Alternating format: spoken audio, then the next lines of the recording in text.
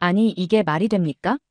자원도 없고 평야도 없고 삼면은 강대국, 나머지 한 면은 바다로 막힌 폐쇄형 반도. 기후는 혹독하고 지형은 도시 하나 제대로 지을 수 없는 산지의 연속입니다. 그런데 지금 이 나라는 반도체, 의료, 방산, 디지털 시스템을 전 세계에 수출하고 있습니다. IMF 외환위기, 북한의 핵 위협, 중국과 일본 사이의 전방위 군사 압박. 그 어느 하나만으로도 충분히 무너졌어야 했던 나라. 하지만 한국은 무너지지 않았고 오히려 그 모든 위기를 문명으로 바꿔버린 유일한 국가가 되었습니다. 직접 이 나라를 다녀온 국제전략 전문가는 이렇게 말했습니다. 이 나라는 전장을 미리 알고 태어난 민족입니다. 대체 무슨 사연인지 오늘 사연 바로 시작하겠습니다. 저는 전략가입니다. 정확히는 전 세계 국가들의 붕괴 리스크와 회복 탄력성을 비교 분석하는 위기 예측 전문가로 일하고 있어요. 주로 연구하는 건 이런 겁니다. 왜 어떤 국가는 망하고 어떤 국가는 끝내 버티는가? 세계 곳곳을 다녔습니다. 붕괴 직전의 베네수엘라, 민주주의가 사라진 튀르키예, 지진과 폭동으로 무너진 하이티, 민족 갈등에 찢긴 수단까지. 각국의 무너지는 도시 한복판에서 저는 늘 같은 질문을 던졌어요. 여기는 왜 무너졌는가? 그러던 어느 날 세계 전략위기회의에서 동아시아 관련 세션이 열렸습니다. 주제는 동북아 분쟁 시뮬레이션. 저는 미국과 중국 사이의 전쟁이 발발할 경우 첫 타격을 받게 될 주요 국가들 리스트를 보면서 멈칫했습니다. 그 명단에 한국이 있었거든요. 그 순간 제 머릿속에 수십 가지 데이터가 스쳐 지나갔어요. 북한의 핵 위협, 중국과 일본 사이의 군사적 긴장, 러시아의 동진 정책, 미국의 동맹 피로감, 남중국해의 봉쇄 가능성, 그리고 세계 해상 물류의 40% 이상이 통과하는 부산 항로의 전략적 가치. 이 모든 요소를 종합하면 한국은 위기의 정중앙에 놓인 나라였죠. 생각해보면 너무도 많은 리스크가 있었어요. 그런데도 이 나라는 도리어 세계 10위권의 경제국가로 성장했고 정보통신, 의료, 방산, 물류 인프라에서 글로벌 표준을 만들어내고 있었어요. 저는 이상한 결심을 했습니다. 이번엔 무너진 나라가 아니라 안 무너진 나라를 보자. 그리고 저는 처음으로 한국이라는 나라를 전면 분석 대상으로 선정했습니다. 그래서 한국행 비행기에 몸을 실었습니다. 비행기 안에서 노트북을 펼쳐 한반도 위성 지도와 지형 데이터를 다시 확인했죠. 처음엔 잘못된 이미지인 줄 알았습니다. 정말 농담이 아니라 나라 전체가 주름처럼 구불구불한 산맥으로 덮여 있었고 그 속에 작은 도시들이 움푹 파인 자리처럼 붙어 있었어요. 그때부터 뭔가 이상한 흥분감이 올라왔어요. 보통 국가는 좋은 땅에 세워지죠. 강이 많고 평야가 넓고 무역로가 가깝고 기후가 온화한 곳에. 그런데 한국은 평야도 없고 강도 짧고 적국에 둘러싸인 폐쇄형 반도였습니다. 공항에 도착한 날 서울 시내로 가는 길. 차창 밖으로 보이는 도시의 풍경은 이미 제 상식을 하나하나 뒤집기 시작했습니다. 산을 깎아 만든 터널, 고층 건물이 늘어선 경사지, 도심 한가운데를 가로지르는 고속도로와 철도, 심지어 산 위에 들어선 아파트까지. 서울은 세계적인 도시입니다. 수도권 인구만 2천만 명에 달하죠. 그런데도 도시 어디를 가든 산이 있고 계곡이 있고 경사가 있었습니다. 시청에서 청와대로 가는 길도 직선이 아니에요. 미국, 중국, 러시아 같은 국가의 수도들은 대개 드넓은 평지 위에 구축됩니다. 백악관도, 자금성도, 크렘린도 마찬가지였죠. 수도는 행정과 군사의 중심이기 때문에 이동이 쉽고 방어가 쉬워야 했거든요. 그런데 서울은 모든 조건을 거스르고 있었습니다. 왜 이런 험난한 지형에 수도를 만들었을까? 그 질문을 품고 저는 서울 전역을 걸었습니다. 남산, 인왕산, 북한산, 관악산. 도심과 산의 경계는 흐릿했습니다. 지하철역에서 10분, 20분만 걸어 올라가면 도심의 고층 건물이 사라지고 그 자리에 돌계단과 흙길, 그리고 계곡물이 흘러나오는 장면이 펼쳐졌죠. 무엇보다 놀라웠던 건 건물 밀도와 고저차의 공존이었습니다. 홍대 인근의 지하철 출구에서 계단을 오르자마자 거기엔 10층짜리 오피스텔과 2층짜리 주택이 뒤섞여 있었어요. 건축학적으로 보면 이해가 안 되는 형태입니다. 가장 충격적이었던 건 어느 날 이른 아침이었습니다. 아파트 단지를 지나 언덕길을 오르다가 갑자기 눈앞이 확 트이는 순간이 있었어요. 북쪽 전체가 내려다 보이는 장면이었습니다. 서울은 도시계획 이론서에 나오는 모든 공식을 거부하고 있었습니다. 뉴욕처럼 격자형 블록도 없고 파리처럼 방사형 도로망도 없고 북경처럼 중앙집 중형 권력 구조도 없었어요. 그런데도 모든 것이 매끄럽게 돌아가고 있었죠. 그래서 저는 서울시의 교통정보센터를 직접 방문했습니다. 놀라웠던 건 한국의 교통통제 체계였습니다. 도시 전역에 설치된 스마트 센서, 시간 단위로 업데이트되는 통행량 알고리즘, 그리고 기상 변화에 따라 자동 조정되는 고지대 배수 시스템까지. 비가 내릴 경우에도 시내 주요 도로는 침수되지 않도록 모든 배수구가 실시간 제어된다는 설명을 듣고는 할 말을 잃었습니다. 더 깊이 들어가고 싶었습니다. 이 정도 도시를 만든 나라가 어떤 배경과 전략을 가졌는지 반드시 파헤치고 싶어졌어요. 서울을 떠나기로 했습니다. 한 도시만 봐서는 한국이라는 나라 전체를 이해할 수 없었거든요. 서울이 아무리 정교하게 연결되어 있다 해도 수도 바깥의 지방이 낙후되어 있다면 그건 수도권만 발전한 전형적인 집중형 국가일 테니까요. 그런데 이 나라, 지방도 이상했습니다. 서울에서 대전까지, 그리고 다시 부산까지. 처음엔 무심코 KTX를 탔고 서울에서 부산에 도착했어요. 시속 300km를 넘나드는 이 열차는 지형을 무시하고 전진했습니다. 산이 나오면 터널을 뚫고 강이 나오면 철교를 세우고 평지가 없어도 직선으로 밀고 나가더군요. 한국의 도로와 철도는 산맥을 해부하듯 관통하고 있었습니다. 전국 고속도로는 산지를 피해가는 게 아니라 그냥 산을 깨고 파고 터널을 뚫어서 길을 만들어냈어요. 이쯤 되면 질문이 생기죠. 왜 이 나라는 이렇게까지 연결에 집착하는 걸까? 그 이유는 과거에 고립당했기 때문입니다. 전통시대, 한반도는 바퀴 달린 교통수단이 거의 존재하지 않았습니다.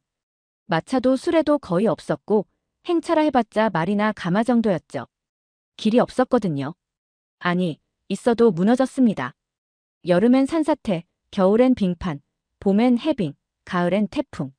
계절마다 도로가 파괴되니 길을 유지하는 게 불가능했어요. 저는 국립중앙도서관에서 조선 후기 교통기록을 조사한 적이 있습니다. 그곳엔 이런 문장이 있었습니다. 길을 내는 자는 죽음을 감수해야 하고 길을 유지하는 자는 매 계절 반란을 각오해야 한다. 그 문장을 읽고 한참을 멍하니 있었어요. 한국의 도로와 철도 시스템은 단순히 연결을 넘어서 재난 시 분산 탈출, 군사적 신속 배치, 물류 자동화 대응 등 위기 상황 대응 체계로 작동합니다. 수도권에서 위기 발생 시 3시간 안에 전국 주요 지자체까지 대피 가능한 구조를 만들었다고 해요. 게다가 지방도시 하나하나가 독립적인 생존 기지를 갖추고 있습니다. 지하철 시스템을 운영하는 도시가 서울 외에도 부산, 대구, 광주, 대전, 인천 등 다수 존재하죠. 이 모든 걸 보며 전 세계 도시들이 착각하고 있음을 깨달았습니다. 많은 나라들은 평지를 가졌기에 연결이 쉬웠고 그래서 연결을 당연하게 여겼습니다. 하지만 한국은 연결되지 않은 상태에서 출발해 억지로 연결한 나라였어요. 제가 본 한국은 두 얼굴을 가지고 있었습니다. 하나는 연결의 집착, 또 하나는 고립의 활용. 앞서 저는 전국을 가로지르는 고속도로망과 철도, 터널 시스템에 감탄했었죠. 그런데 이번엔 정반대의 전략, 끊고 버티는 방식이 존재한다는 사실을 알게 됐습니다. 발단은 아주 사소한 호기심에서 시작됐어요. 어느 날 주말, 서울 북쪽에 위치한 남한산성을 찾았습니다. 지인이 주말 산책하기 좋은 곳이라며 추천해줘서였죠. 산책은커녕 3시간을 땀 뻘뻘 흘리며 등반해야 했습니다. 정상에 도착했을 때 저는 한 가지에 경악했어요. 이런 험한 산에 어떻게 성을 지었지? 즉시 조사를 시작했습니다. 그리고 남한산성이 하나의 예가 아니라는 걸 알게 됐죠. 북한산성, 강화산성, 진주성, 해미산성. 전국 곳곳에 산 위에 쌓은 산성이 600개가 넘는다는 사실에 경악했습니다. 그중 일부는 산성 내부에 우물까지 파놓은 자급자족 시스템이었고요. 보통 다른 나라들은 침략에 대비해 도시 외곽에 성곽을 쌓습니다. 그런데 한국은 사람이 사는 도심을 버리고 산에 성을 짓습니다. 정말 이해가 안 됐어요. 그래서 한 역사학자에게 물었습니다. 왜 조선은 도심을 포기하고 산으로 올라갔나요? 그분의 대답은 이랬습니다. 도심은 곧 공격의 표적입니다. 하지만 산은 도시에겐 방패입니다. 우리는 지키는 데 집중한 나라였어요. 그때부터 과거의 기록들을 더 찾아보기 시작했습니다. 특히 조선 후기 병자호란과 임진왜란 당시 방어 전략을 분석했는데 정말 충격이었어요. 길을 끊고 창고를 비우고 논밭을 불태우고 식량과 물을 몽땅 끌고 산으로 올라가는 방식. 약탈할 것도 머물 곳도 진군할 길도 없게 만든 후 산속 요새에서 농성하는 겁니다. 저는 이걸 보며 처음엔 너무 잔인하다고 느꼈어요. 도시를 스스로 파괴하고 백성들이 마을을 불태우는 장면은 어딘가 광기에 가까워 보였거든요. 그런데 곧 깨달았죠. 유목민족처럼 말을 탄 침략군은 속도가 생명입니다. 진군 도중 식량을 약탈해 먹고 말을 쉬게 하며 지속적으로 점령지를 확대해야 하죠. 그런데 한국은 길이 없고 식량도 없고 마실 물도 없었습니다. 적들은 결국 스스로 지치고 그 험한 산속까지는 쳐들어오지 못했어요. 심지어 겨울을 활용한 전략도 있었더군요. 한반도 북쪽은 겨울이 매우 춥고 바람이 강해 침략군이 이동하는 길목을 계절이 막아주는 현상도 있었죠. 전 세계 어디에도 산 전체를 무기화한 국가는 드뭅니다. 스위스조차 산악지형을 방어에 활용했지만 도시 기능까지 산에 옮기진 않았어요. 하지만 한국은 수도를 잠시 버리면서까지 산에 성을 지어 버텼고 실제로도 버텨냈습니다. 수많은 국가의 생존 전략을 분석해왔습니다. 사막의 이스라엘, 빙설의 핀란드, 해수면 아래의 네덜란드까지. 그들 모두 극단적인 환경에서 살아남기 위해 자신만의 선택을 했고 시스템을 개발했어요. 하지만 한국, 이 나라는 이상했습니다. 지금까지 목격한 어떤 나라보다도 땅이 가혹한데 가장 까다롭고 리스크가 높은 농작물인 벼를 선택했어요. 왜 하필 벼였을까? 감자, 고구마, 옥수수처럼 재배가 쉬운 작물이 수두룩했는데도 말입니다. 답을 찾기 위해 저는 충청도 예산군에 있는 벼농사 체험장을 방문했습니다. 직접 논에 들어가 모를 심어봤는데 정말 죽는 줄 알았어요. 허리는 끊어질 듯했고 지늙은 발을 삼켜버렸고 강한 햇살 아래 고개를 숙이고 몇 시간만 있어도 정신이 아찔했죠. 한국은 산이 많습니다. 그 말은 곧 평지가 적고 경작지가 부족하다는 뜻입니다. 거기다 비는 여름에 집중되고 겨울은 혹한이죠. 기후가 고르지 않고 토양도 얕고 메마른 데다 태풍, 장마, 가뭄이 주기적으로 돌아옵니다. 이런 조건에서 농사를 지으려면 단위 면적당 최대 수확을 노릴 수밖에 없습니다. 벼는 그 점에서 확실한 매력이 있었어요. 물만 충분하면 좁은 땅에서도 많은 양의 식량을 수확할 수 있고 단백질과 탄수화물, 필수 아미노산까지 포함된 완전 식품입니다. 보관성도 뛰어나 몇 년간 창고에 쌓아둘 수 있었죠. 그러나 동시에 매우 까다로운 작물이기도 합니다. 수분, 온도, 기온, 일조량, 모든 환경 요소에 민감하고 조금만 시기를 놓쳐도 농사를 망칠 수 있어요. 왜 그런 무모한 베팅을 했을까? 다른 선택지가 없었던 거죠. 좁은 땅, 급한 경사, 적은 비옥도. 이 모든 걸 고려하면 감자도 못 심고 옥수수도 자리 못 잡는 환경이었어요. 그런 땅에서 그나마 수확이 가능한 건 강제로 물을 가두고 키우는 벼밖에 없었습니다. 벼는 혼자서 지을 수 없습니다. 물꼬를 트고 모를 옮기고 잡초를 뽑고 벼를 도정하고 보관하는 모든 과정에 사람과 사람이 협력해야 합니다. 실제로 제가 분석한 한국의 농촌 통계엔 다른 어떤 나라보다 협동조합 비율이 높았습니다. 비료 공동 구매, 기계 공동 운용, 창고 공동 관리. 게다가 수확의 실패는 곧 굶주림이었습니다. 현대 이전의 조선 시대에는 흉작이 오면 지역 단위로 인구가 줄었고 흉년 이혼이라는 개념까지 존재했습니다. 가족이 해체되고 아이가 팔려가고 소작농은 땅을 잃고 떠돌이로 전락했죠. 조선의 농사력엔 농사철마다 지켜야 할 마음가짐까지 적혀 있었어요. 한국의 산업 구조를 처음부터 다시 들여다보기로 했습니다. 벼농사 하나만으로 국가가 살아남을 수는 없잖아요. 게다가 지금의 한국은 산업 강국입니다. 반도체, 자동차, 조선, 배터리, 디스플레이, 로봇. 세계 최첨단 기술 분야에서 이름을 올리고 있는 나라가 실제로는 자원이 전무한 땅이라는 사실이 제겐 계속해서 모순처럼 느껴졌습니다. 중동은 석유가 있고 브라질은 철광석이 있고 호주는 리튬이 풍부하죠. 공식 통계를 조회한 결과 한국은 주요 지하자원 대부분을 수입에 의존하고 있었습니다. 철광석 자급률은 0%, 석유는 100% 수입, 천연가스도 마찬가지. 게다가 산지 비율이 70%를 넘고 농지 면적도 협소해 먹거리조차 상당 부분 해외에 의존해야 하죠. 그런데도 이 나라가 GDP 세계 10위권이라는 건 근면이나 성실 같은 단어로 설명할 수 없는 무언가가 있었어요. 한국의 진짜 자원이 뭘까? 라는 질문을 품고 과거 산업화 초창기 자료를 뒤졌습니다.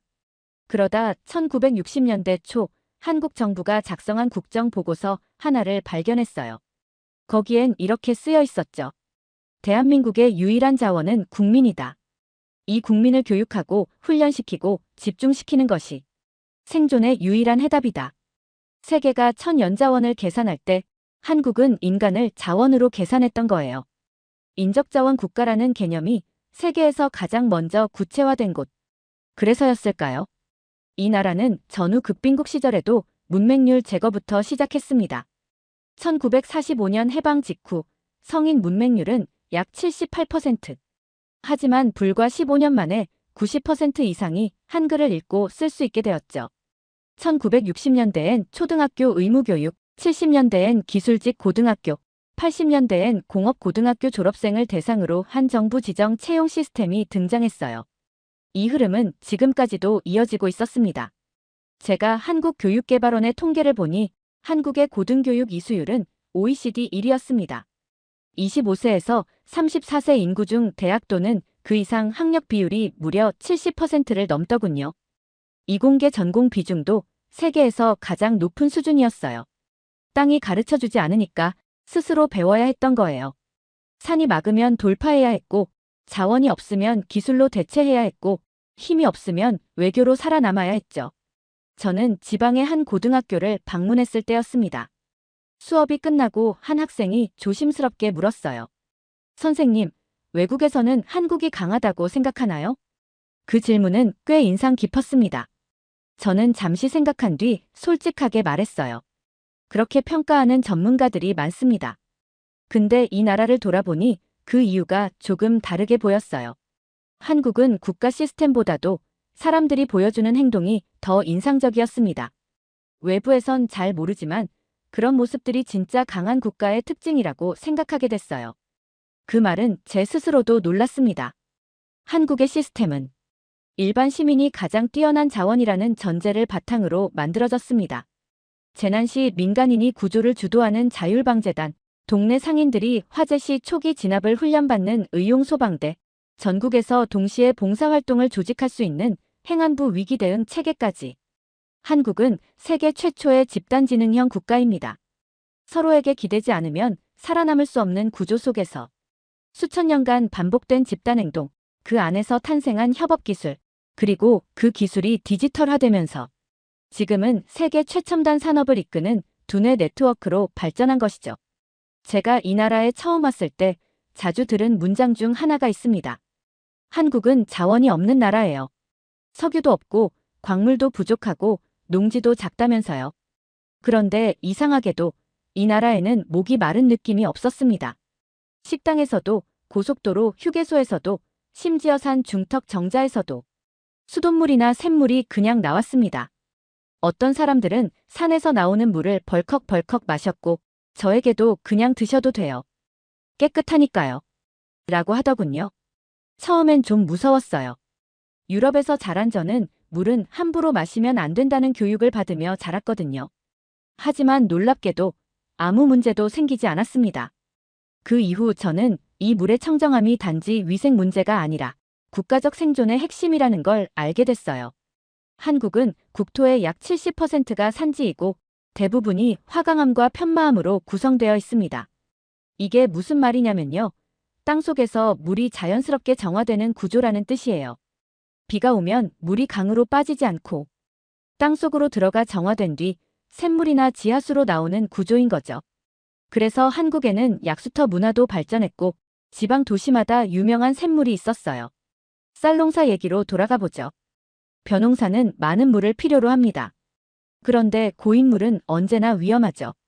말라리아, 이질, 콜레라 같은 수인성 전염병은 고대 농경사회의 주기적인 재앙이었습니다.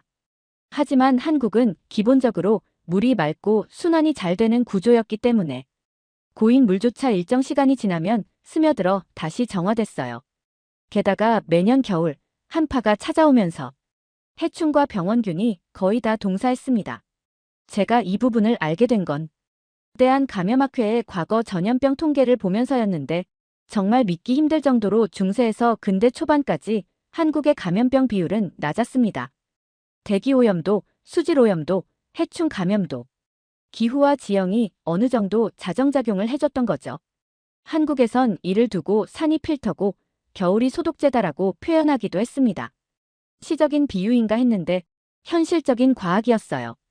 그리고 이 물이 건강을 지키는 수준을 넘어서 공동체 질서를 유지하는 시스템으로 연결된다는 사실도 깨달았습니다. 논에 물을 대는 일은 절대 개인의 영역이 아니었습니다. 윗논에서 물꼬를 틀면 아래 논까지 물이 도달해야 했고 누구 하나 독단적으로 물을 막거나 덜었으면 전체 작황이 무너졌어요.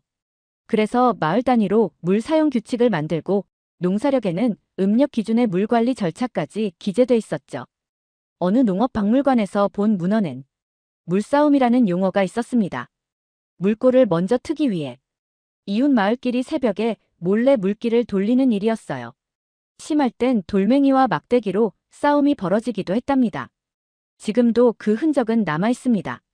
한국 사람들은 물을 아꼈습니다. 수도꼭지를 틀어도 양껏 쓰기보다 컵에 따로 담아 마시고 있죠. 저는 이 사실이 지금의 K방역, 세계적 위생 수준, 디지털 방역 관리로 그대로 이어졌다고 확신합니다.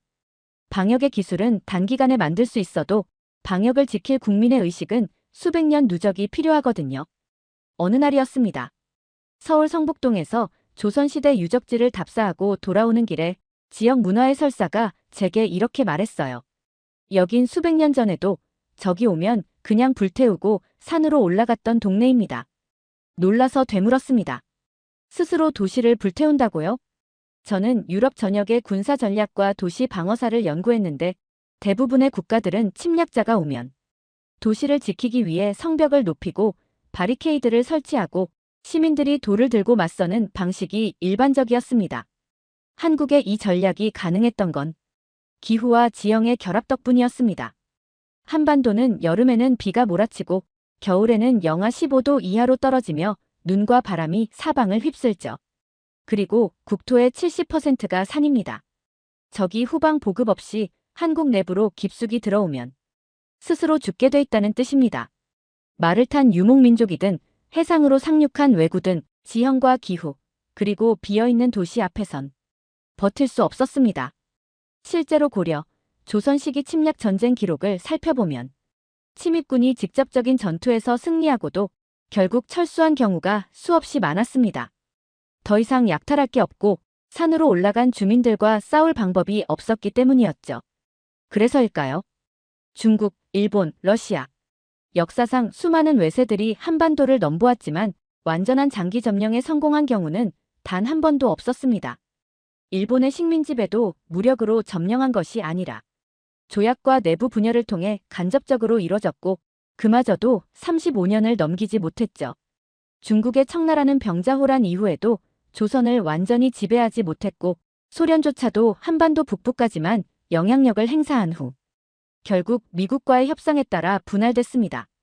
이건 산이라는 구조물, 계절이라는 변수, 공동체의 단결, 그리고 스스로 불태울 수 있는 민중의 결기가 이 나라를 지켜낸 것입니다. 문득 이런 생각이 들었어요. 이 나라는 싸움보다 버티는 법을 먼저 배웠구나. 외부의 공격에 대해선 버티고 끊고 견디는 방식이었던 한국. 그런데 내부에 대해선 완전히 반대였습니다. 모든 것을 연결하려는 집착, 이건 정말 집요하다 못해 약간은 강박적으로 느껴질 정도였어요.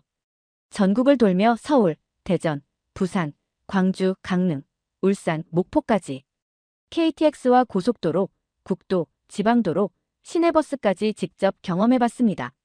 한국은 국토 크기가 일본의 3분의 1, 미국의 100분의 1 수준인데도 고속도로 총연장은 5,000km가 넘고 국도, 지방도, 농로까지 합치면 11만 km에 달합니다. 그뿐이 아닙니다. KTX와 SRT, 수도권 전철은 서울과 지방을 2시간 안에 잇는 실질적 국가 내부 고속순환회로 역할을 하고 있었죠. 전 세계적으로 고속철 인프라가 이 정도로 촘촘한 나라는 없습니다. 왜 이토록 연결에 집착하는 걸까? 답은 끊겨본 경험 때문이었습니다. 전통시대에는 산이 많고 길이 없어서 지역 간 단절이 너무 심했죠. 지방 세력이 독립적으로 움직였고 왕조조차 지방 통제가 어려웠습니다. 그러니 근대에 접어들면서 이 단절을 국가 시스템으로 극복해야 했던 겁니다. 그런 정신은 디지털에도 그대로 이어졌습니다. 제가 본 한국의 정보통신망은 정말 말도 안 될 정도로 빠르고 넓었습니다.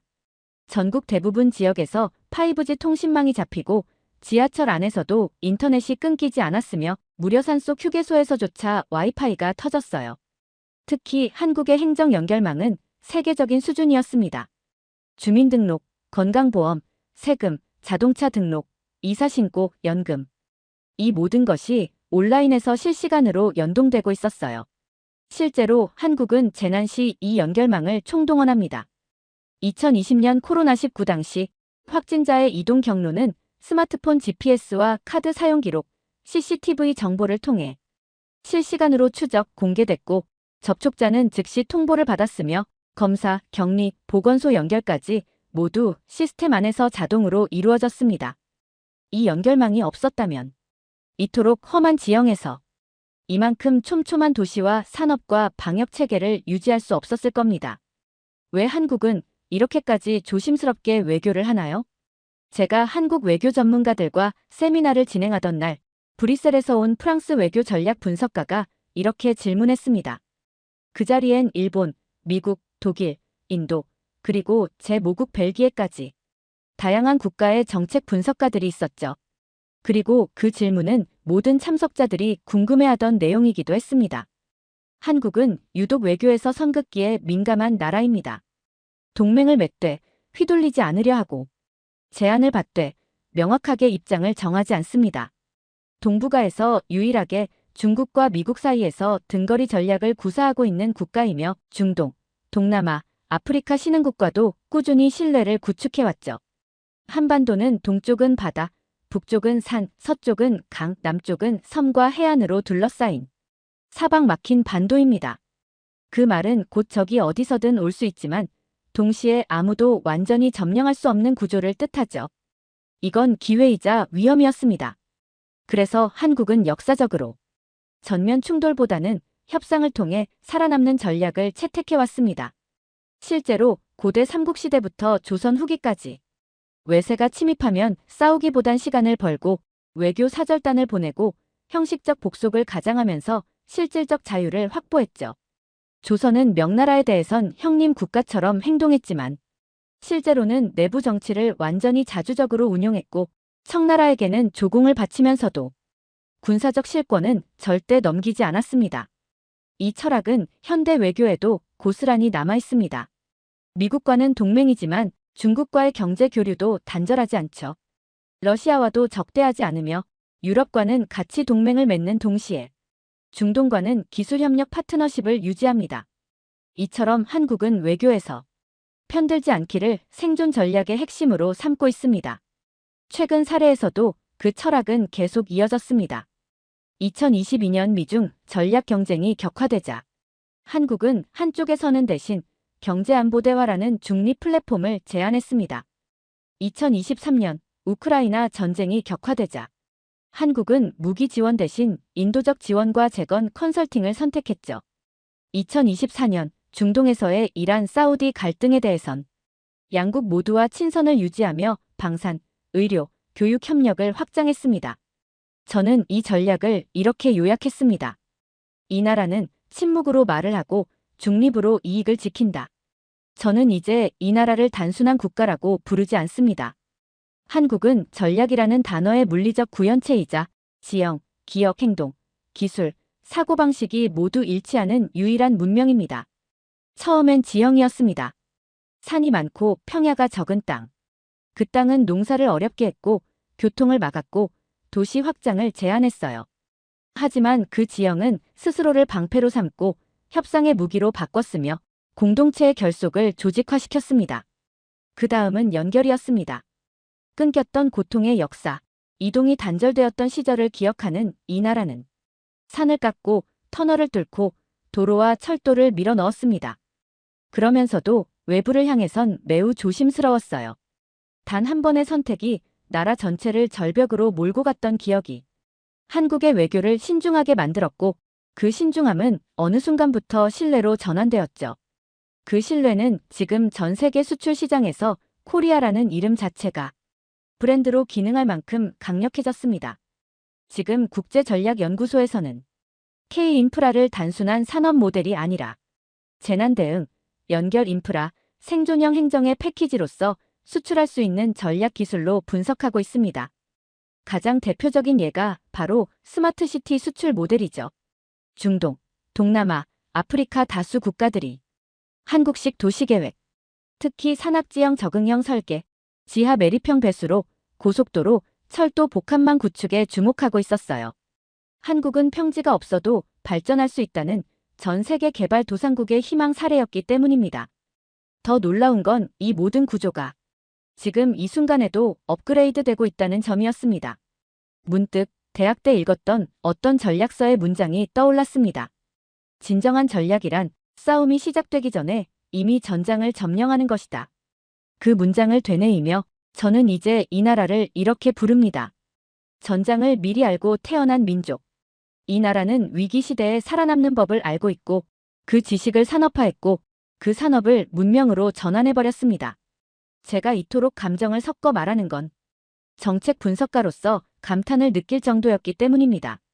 데이터나 수치가 아니라 시스템 뒤에 숨어있는 기억과 태도까지 본 나라는 한국이 처음이었습니다. 두 번째 사연 시작합니다.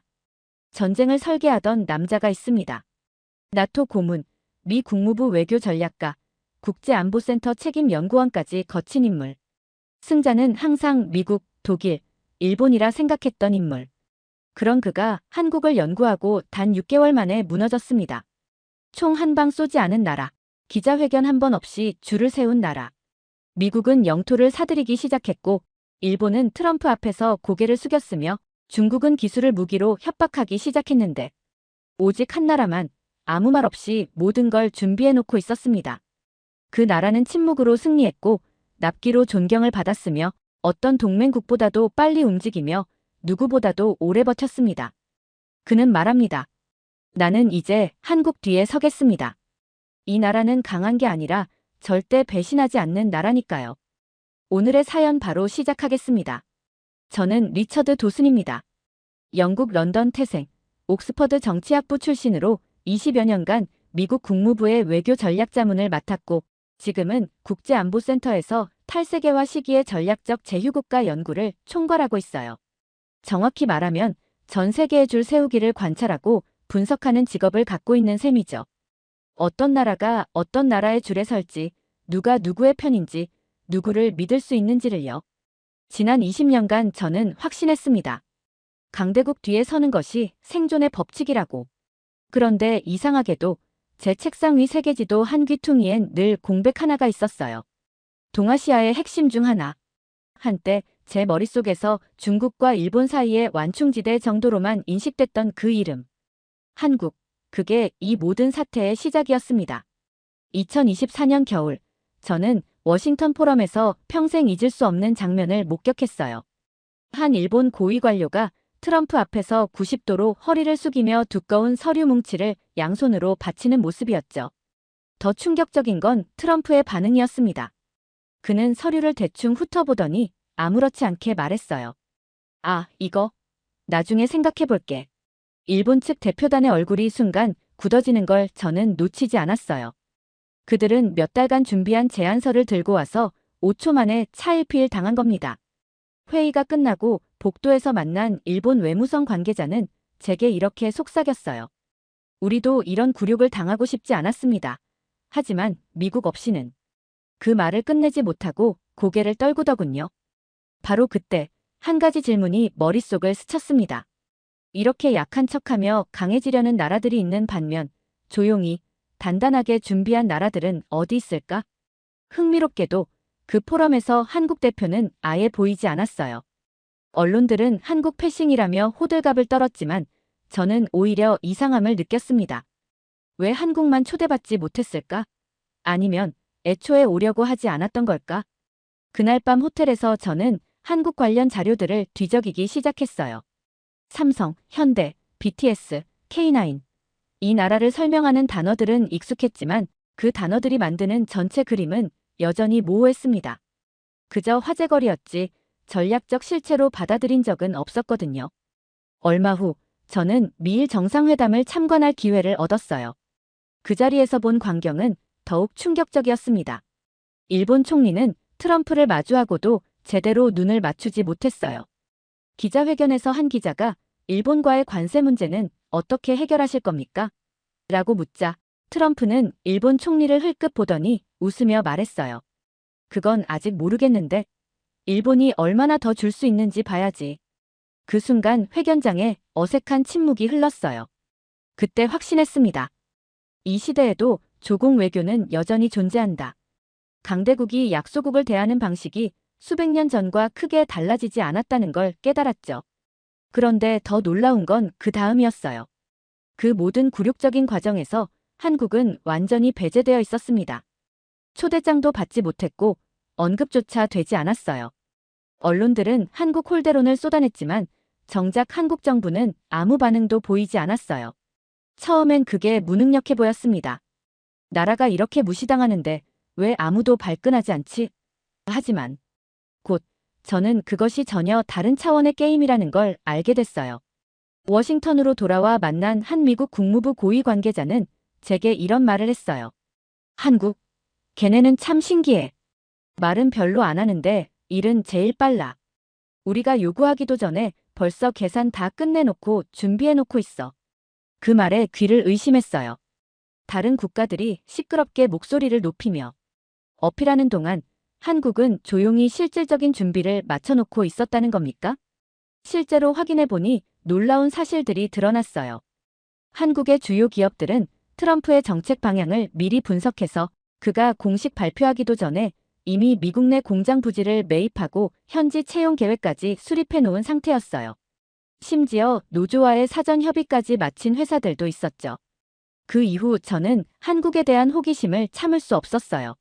서울에서 열린 비공식 안보 포럼에 참석해달라는 초청을 받았을 때 망설임 없이 응했습니다. 서울 한복판의 한 호텔에서 만난 중령 출신 국방전략가와의 대화는 제 인생을 바꿔놓았어요. 그는 50대 중반, 온화한 미소를 띤 평범해 보이는 중년 남성이었습니다. 하지만 그의 첫마디부터 심상치 않았어요. 도슨 박사님, 미중 갈등에 대해 어떻게 생각하세요? 제가 길게 설명을 늘어놓자 그는 조용히 고개를 끄덕이더니 이렇게 말했어요. 맞습니다. 하지만 우리는 다른 관점에서 봅니다. 어떤 관점이죠? 교전 없이 전쟁에서 이기는 법을 우리는 오래전에 익혔습니다. 구체적으로 무슨 뜻인지 설명해 주실 수 있나요? 그는 잠시 생각하더니 이렇게 말했습니다. 미국과 중국이 서로 으르렁거리는 동안 우리는 양쪽 모두와 비즈니스를 하고 있어요. 그들이 경쟁할수록 우리의 가치는 올라갑니다. 왜냐하면 우리는 어느 쪽도 완전히 포기할 수 없는 파트너거든요. 그 순간 방금 전까지 일본의 굴복이 굴욕으로 느껴졌지만 그에 비해 아무것도 하지 않는 한국이 미완성이 아니라 완성형이었다는 걸 깨달았어요. 말을 줄이고 실력을 키우고 자기 자리를 확고히 하는 그 태도. 그건 외교가 아니라 전략 그 자체였습니다. 2024년 말 트럼프가 덴마크에게 그린란드를 팔라고 요구했다는 뉴스를 봤을 때 처음엔 또 다른 그의 막말인 줄 알았어요. 하지만 곧 그것이 진심이라는 걸 알게 됐고 더 이상 웃을 수 없었습니다. 이건 영토 거래 차원이 아니었어요. 국가의 생존 모델 자체에 대한 공개 선언이었습니다. 미국은 더 이상 전통적인 동맹을 원하지 않았어요. 그들이 원하는 건 즉시 활용 가능한 전략적 자산이었죠. 그린란드는 빈 땅, 파나마는 낡은 운하. 미국에게 필요한 건 사람도, 문화도, 역사도 아닌 그냥 전략적 공간이었어요. 마치 부동산을 사고 파는 것처럼 국가를 거래하려 했던 겁니다. 미국이 이렇게 노골적으로 요구할 수 있다면 다른 나라들, 특히 미국 의존도가 높은 나라들은 언제든지 전략적 상품으로 전락할 수 있는 거 아닌가 싶었거든요. 실제로 역사를 살펴보면 파나마가 그런 케이스였어요. 미국이 스페인으로부터 독립시켜줬다며 99년간 운하 지역을 조차했고 나중에 반미 시위가 일어나자 1989년 아예 군대를 보내 점령해버렸죠. 노리에가 정권을 무너뜨리는 것은 핑계였고 진짜 목적은 운하의 완전한 장악이었어요. 아, 이게 트럼프식 신미국주의구나. 그런 생각이 들면서 저는 다시 한국을 떠올렸어요. 이 나라가 지금 어떤 위기에 처해 있는지를요. 그런데 놀랍게도 한국은 그 어떤 거래의 대상도 아니었어요. 누구도 한국에게 땅을 내놓으라고 요구하지 않았고 한국도 어떤 주권을 팔려고 하지 않았습니다. 오히려 정반대였어요. 한국은 자발적으로 미국에 거대한 투자를 하고 있었고 그 과정에서 오히려 협상력을 키워가고 있었어요. 삼성이 텍사스에 짓는 반도체 공장, SK하이닉스의 미시간 투자, 현대차의 조지아 전기차 공장. 이것들은 단순한 해외 진출이 아니었어요. 미국 경제의 핵심 인프라가 되어가는 과정이었습니다. 협박당하는 게 아니라 거래를 주도하는 거네. 그린란드는 일방적으로 요구당했지만 한국은 스스로의 기술과 자본을 무기로 삼아 선택받는 국가가 되어 있었습니다. 조사한 바에 따르면 그린란드의 면적은 남한의 22배에 달하지만 인구는 고작 5만 명입니다. 서울 한 개 구보다도 적은 인구가 대한민국 전체보다 22배 큰 땅에 흩어져 살고 있는 거죠. 과거에는 그런 광활한 영토가 전략적 가치를 의미했어요. 하지만 지금은 완전히 다른 시대가 왔습니다. 이제는 사람이 없는 땅보다 사람이 꽉 찬 나라가 더 무서운 시대예요. 그리고 그 대표적인 사례가 바로 한국이었습니다. 미국과 유럽은 지금 심각한 인재 공동화 현상에 시달리고 있어요. 출산율은 연일 최저치를 경신하고 젊은 인재들은 실리콘밸리나 런던 금융가 같은 몇몇 지역에만 몰려있죠. 나머지 지역은 텅 비어가고 있어요. 한국도 출산율 최저치를 찍고 있지만 다른 점이 있었습니다. 이 나라의 젊은이들을 만나보면 마치 한 명 한 명이 정밀 유도 미사일 같은 느낌이 들어요. 목표가 분명하고 실행력이 뛰어나고 포기를 모르죠. 서울의 한 공유 오피스에서 만난 26세 청년 이야기가 아직도 생생해요. 그는 채팅 기반 무역 플랫폼을 개발하는 스타트업을 운영하고 있었는데 이미 베트남, 태국, 인도네시아에 진출한 상태였어요. 직원은 몇 명이나 되세요? 제가 물었더니 그는 태연하게 대답했어요. 저 포함해서 셋입니다. 개발자 1명, 마케터 1명, 그리고 저요. 셋이서 3개국 진출이라니 처음엔 과장된 말인 줄 알았어요. 하지만 그가 보여준 데이터를 보고 깜짝 놀랐습니다. 월 거래액이 이미 수십억 원을 넘어서고 있었거든요. 어떻게 이런 일이 가능하죠? 간단해요. 우리는 기술로 사람을 연결해요. 베트남 소상공인과 한국 바이어를 직접 이어주는 거죠. 중간 단계를 모두 생략하니까 모두가 이익이에요. 그 순간 이게 바로 한국의 경쟁력이구나 라는 생각이 들었습니다. 이 나라는 사람이 적을수록 더 강해지는 나라였어요. 나중에 한국의 대기업 인사 담당자를 만났을 때 들은 말이 더욱 인상적이었어요. 우리는 똑똑한 사람을 뽑는 게 아니라 기술을 들고 뛸 수 있는 사람을 뽑습니다. 학벌보다는 실행력, 경험보다는 잠재력을 봐요. 이건 제가 연구했던 다른 나라들과는 완전히 다른 접근이었어요. 유럽은 시스템이 사람을 보호하고 중국은 조직이 개인을 압도하죠. 하지만 한국은 시스템보다 사람을 믿고 조직보다 개인의 능력을 앞세우는 나라였습니다. 미국에서는 브레인 드레인 인재 유출이라는 말이 국가적 화두예요. 똑똑한 사람들이 다른 나라로 떠나면 그 나라는 쇠퇴한다는 공식이 있었거든요. 그래서 각국 정부는 인재를 붙잡아두는 정책에 혈안이 되어 있어요. 하지만 한국은 완전히 다른 전략을 택하고 있었어요. 인재가 떠나는 걸 막으려 하지 않았습니다. 오히려 더 멀리, 더 높이 올라가라고 밀어주고 있었어요. 캘리포니아 실리콘밸리에서 만난 30대 초반의 한국인 개발자가 그 대표적인 예였어요. 그는 영어도 그리 유창하지 않았고 외모도 평범했습니다. 하지만 그가 개발한 알고리즘은 미국 방위산업체들이 앞다투어 도입하려는 핵심 기술이었어요. 미국에서 공부하셨어요? 제가 물었더니 그는 웃으며 고개를 저었어요. 아니요. 저는 한국지방국립대 컴퓨터공학과 졸업했어요. 학교는 별로 유명하지 않죠. 작은 나라 지방대 출신이 실리콘밸리에서 미국 방산업체와 일한다고 처음엔 믿기 어려웠어요. 하지만 대화를 나누면서 그 이유를 알 수 있었습니다. 한국에서는 학벌보다 실력으로 평가받는 분위기가 점점 강해지고 있어요. 특히 IT 분야는 더욱 그렇고요. 제가 대학 때 만든 프로젝트가 오픈소스로 공개됐는데 그걸 본 실리콘밸리 회사에서 연락이 온 거예요. 더 놀라운 건 그의 정체성이었어요. 저는 미국에 이민 온 게 아니에요. 한국의 기술을 세계에 알리러 온 거죠. 여기서 경험을 쌓고 인맥을 만든 다음 언젠가는 다시 한국으로 돌아갈 계획이에요. 그 말을 듣고 저는 충격을 받았어요. 이건 이민이 아니었습니다. 원정이었어요. 그날 밤 호텔에서 관련 데이터를 찾아봤는데 정말 놀라운 통계를 발견했어요. 한국은 전 세계에서 유일하게 해외 진출 인재의 귀국률이 지속적으로 상승하는 나라였습니다. 즉, 나가는 사람도 많지만 돌아오는 사람도 많다는 거죠. 이건 제 기존 관념을 완전히 뒤흔드는 통계였어요. 저는 항상 이민은 탈출이라고 생각했거든요. 본국에 실망해서 더 나은 곳을 찾아 떠나는 것이라고. 그런데 한국인들에게는 이민은 확장이었어요. 런던에서 만난 한 바이오 연구소장의 말이 그걸 더욱 명확하게 해줬어요. 우리 연구소에 한국인 박사가 있는데 정말 대단해요. 3년 동안 논문 6편을 쓰고 특허 2개를 냈어요. 그런데 이번에 서울로 돌아간다고 하더라고요. 자기 연구팀을 만들겠다면서요. 그는 쓴웃음을 지으며 덧붙였어요. 한국인들은 참 특이해요. 마치 세계를 한 바퀴 돌고 오는 것 같아요. 여기서 배울 건 다 배우고 인맥도 쌓고 그 다음엔 당당하게 본국으로 돌아가죠. 그제야 저는 깨달았어요. 한국은 인재를 수출하는 나라가 아니라 세계 지도를 다시 그리고 있는 민족이었습니다. 또 하나 저를 놀라게 한 사건이 있어요. 2024년 10월 폴란드 바르샤바의 국방부에서 받은 한 장의 사진.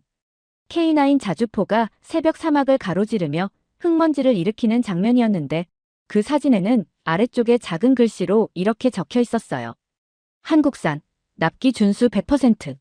러시아가 우크라이나를 침공한 후 유럽 전체가 군비 증강에 나섰어요. 독일은 레오파르트 전차 생산량을 늘리려 했고 프랑스는 르클레르 전차를 업그레이드했죠. 미국은 에이브람스 전차의 유럽 배치를 서둘렀어요. 하지만 모든 나라가 공통적으로 직면한 문제가 있었습니다. 납기였어요. 독일의 경우 레오파르트 전차 하나를 생산하는데 30개월이 걸렸어요. 미국의 에이브람스는 더 심했죠. 주문부터 인도까지 36개월이 기본이었어요. 그것도 모든 것이 순조롭게 진행됐을 때의 이야기였고 실제로는 더 오래 걸리는 경우가 대부분이었어요. 반면 한국은 어땠을까요? K2 전차의 경우 주문 확정 후 6개월 만에 첫 배치 물량을 인도할 수 있었어요. K9 자주포는 더 빨랐습니다. 4개월이면 충분했죠. 처음엔 품질을 의심했어요. 이렇게 빨리 만들면 성능이 떨어지는 거 아닌가. 하지만 폴란드군의 시험 결과를 보고 깜짝 놀랐습니다. 한국산 무기들의 성능이 유럽산보다 오히려 뛰어난 부분이 많았거든요. 그 비밀을 알기 위해 경기도의 한 방산업체를 방문했어요. 그곳에서 본 광경은 충격적이었습니다. 24시간 돌아가는 자동화 생산 라인, 야간 근무까지 마다하지 않는 기술자들, 그리고 무엇보다 납기 준수를 생명처럼 여기는 기업 문화였어요. 공장장과의 인터뷰에서 들은 말이 지금도 귓가에 맴돌아요. 우리에게 납기란 단순한 약속이 아닙니다. 그건 신뢰의 문제예요. 우리가 약속을 지키지 않으면 전장에서 누군가가 죽을 수 있어요. 그래서 절대 늦출 수 없습니다. 그는 또 이런 말도 했어요. 유럽 업체들은 최선을 다하겠다고 말해요. 하지만 우리는 반드시 지키겠다고 말합니다. 그 차이가 우리의 경쟁력이에요. 실제로 폴란드, 노르웨이, 핀란드, 에스토니아. 하나둘씩 한국산 무기를 선택하는 유럽 국가들이 늘어났어요. 이유는 간단했습니다. 품질도 좋고 가격도 합리적이고 무엇보다 약속한 날짜에 정확히 도착했거든요. 한 폴란드 국방부 관계자는 제게 이렇게 털어놓았어요. 리처드, 우리에게 지금 필요한 건 최고의 무기가 아니에요. 믿을 수 있는 파트너예요. 한국은 그런 나라죠. 무기뿐만이 아니에요. 이 나라에 무서운 점이 있었어요. 저는 오랫동안 유럽의 복지 시스템을 인류 최고의 성취라고 믿어왔어요. 스웨덴의 육아휴직, 독일의 의료보험, 프랑스의 연금제도. 이 모든 것이 진정한 문명국가의 모습이라고 생각했거든요. 하지만 우크라이나 전쟁이 시작되면서 그 믿음이 흔들리기 시작했어요. 전쟁의 공포가 다가오자 모든 복지 시스템이 뒤로 밀려났습니다. 독일은 국방비를 GDP의 2%로 올리기 위해 사회보장 예산을 삭감했고, 프랑스는 연금 개혁을 강행하며 전국적인 시위에 직면했죠. 그 현장을 직접 목격한 건 베를린에서였어요. 시내 중심가의 한 도서관이 군 징집 사무소로 바뀌어 있었고, 대학 캠퍼스 한쪽에는 군수품 임시 저장소가 들어서 있었어요. 평화로운 일상이 하루아침에 전시 체제로 바뀌는 모습이었죠. 가장 충격적이었던 건 시민들의 반응이었어요. 왜 우리가 이런 부담을 져야 하느냐는 불만이 곳곳에서 터져 나왔어요. 복지에 익숙해진 시민들이 갑작스러운 희생을 요구받자 당황하고 있었던 거죠. 그와 정반대의 모습을 한국에서 봤어요. 서울 시내를 걷다가 노란 조끼를 입은 70대 어르신을 만났는데, 그분은 매주 화요일과 목요일마다 독거노인들에게 도시락을 배달하는 자원봉사를 하고 계셨어요. 정부에서 시키는 일인가요? 제가 물었더니 그분은 웃으며 고개를 저으셨어요. 아니에요. 우리가 알아서 하는 거죠. 우리 동네 일이니까 우리가 챙겨야죠. 그럼 봉사비는 받으시나요? 무슨 봉사비요? 같은 동네 사는 사람끼리 서로 돕는 게 당연한 거 아닌가요? 그 말을 듣고 저는 크게 깨달았어요. 유럽은 시스템에 의존하는 복지국가였지만 한국은 사람에 의존하는 공동체 국가였다는 걸. 2024년 강원도 산불 때 영상으로 목격한 장면은 더욱 감동적이었어요. 정부의 공식 대응보다 시민들의 자발적 대응이 더 빨랐어요. 소방 헬기가 도착하기 전에 이미 주민들이 조직한 자체 소방대가 화재 진압에 나서 있었고, 대피소가 부족하자 인근 교회와 마을회관이 자동으로 임시 대피소 역할을 했어요. 가장 인상적이었던 건 초등학교 학부모들이었어요. 그들은 아무도 시키지 않았는데 자발적으로 모여서 대피민들을 위한 식사를 준비했어요. 우리 아이들이 다니는 학교니까 당연히 도와야죠라는 게 그들의 대답이었어요. 그걸 유럽 친구들에게 이야기했더니 모두들 믿기 어렵다는 반응이었어요. 그런 건 영화에서나 나오는 이야기 아닌가. 하지만 그게 한국의 현실이었어요. 사실 전 세계가 한국 무기를 주문하기 시작했다는 소식을 처음 들었을 때는 잘 이해할 수 없었어요. 중국은 더 싸고 독일은 더 정밀하고 미국은 더 강력한데 왜 하필 한국이냐는 거였죠. 그런데 직접 유럽 각국의 국방부 관계자들을 만나보니 이유가 명확해졌어요. 핵심은 한마디로 요약됐습니다. 한국은 중국이 아니기 때문이에요. 그 말이 얼마나 중요한지는 실제 사례를 보면 알 수 있어요. 중국산 무기는 분명히 가격 경쟁력이 있어요. 같은 성능의 무기를 절반 가격에 공급할 수 있죠. 하지만 여기에는 숨겨진 리스크가 있었어요. 노르웨이 국방부의 한 관계자가 들려준 이야기가 충격적이었어요. 우리가 중국산 드론을 시험 도입했는데 나중에 알고 보니 모든 비행 데이터가 중국 서버로 전송되고 있었어요. 표면적으로는 GPS 보정이라고 했지만 실제로는 우리 군사기지의 정확한 좌표까지 넘어가고 있었던 거죠. 러시아산 무기는 또 다른 문제가 있었어요. 우크라이나 전쟁으로 인해 부품 공급이 중단될 위험이 컸거든요. 실제로 러시아제 헬기를 운용하던 몇몇 유럽 국가들은 부품 부족으로 비행을 중단해야 했어요. 미국산 무기는 성능은 최고지만 조건이 까다로웠어요. 어디서 사용할지, 누구와 공유할지까지 모두 미국의 승인을 받아야 했죠. 게다가 가격도 만만치 않았어요. 그런 상황에서 한국산 무기는 완벽한 대안이었어요. 품질은 충분히 좋고 가격은 합리적이고 정치적 부담도 없었거든요. 무엇보다 한국은 절대 구매국을 배신하지 않는다는 신뢰가 있었어요. 2024년 말 벨기에에서 열린 한국제 안보 컨퍼런스에서 인상적인 장면을 목격했어요. 미국, 독일, 프랑스, 한국의 무기업체 대표들이 한자리에 모인 자리였는데 발표 순서가 흥미로웠어요. 미국 대표는 자국 무기의 우수성을 30분간 늘어놓았고 독일 대표는 정밀성과 신뢰성을 강조했어요. 프랑스 대표는 유럽 방산업체 간 협력의 중요성을 역설했죠. 그런데 한국 대표는 달랐어요. 그는 PPT도 거의 사용하지 않고 그냥 간단한 표 하나를 보여줬어요. 지난 3년간 계약한 모든 무기의 납품 현황이었는데 놀랍게도 지연된 계약이 단 하나도 없었어요. 우리의 무기가 가장 강한지는 모르겠습니다. 하지만 약속한 날짜에 정확히 도착한다는 건 보장할 수 있어요. 그리고 우리는 절대 구매국의 내정에 간섭하지 않습니다. 그 짧은 발표가 끝나자 회의장 분위기가 완전히 바뀌었어요. 여러 나라 대표들이 한국 부스로 몰려들었거든요. 20년간 전략가로 살아오면서 하나의 철칙을 믿어왔어요. 강한 나라 뒤에 서라. 그게 생존의 법칙이고 승리의 공식이라고 생각했습니다. 하지만 지금 저는 그 공식을 완전히 뒤집어야 할 때가 왔다고 생각해요.